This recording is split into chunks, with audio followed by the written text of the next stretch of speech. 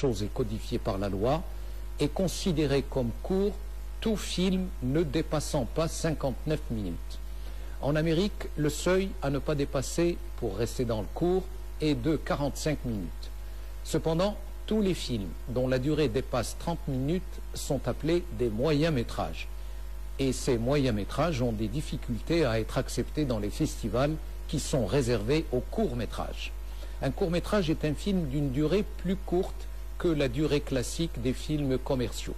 Cependant, on y retrouve les mêmes caractéristiques qu'un long métrage. C'est comme en littérature, entre une nouvelle et un roman, la différence réside uniquement dans le volume.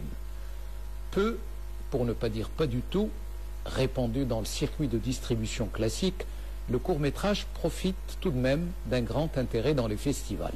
Et à ce propos, signalons que le court-métrage marocain sera à l'honneur le mois prochain au Festival international de Clermont-Ferrand, en France, festival qui présentera une trentaine de films retraçant la production de 3 générations de cinéastes marocains. Entendez par 30 films, 30 courts-métrages. Avec le développement de la technologie, notamment dans le domaine du numérique, des très courts-métrages ont vu le jour avec une durée ne dépassant pas 3 minutes. Ces très courts-métrages ont aussi leurs nombreux festivals. Le court-métrage le plus court dans l'histoire du 7e art est sorti aux États-Unis en 2005. Il dure 7 secondes. Vous avez bien entendu, 7 secondes. En face, le film le plus long est sorti en Chine entre 1928 et 1930.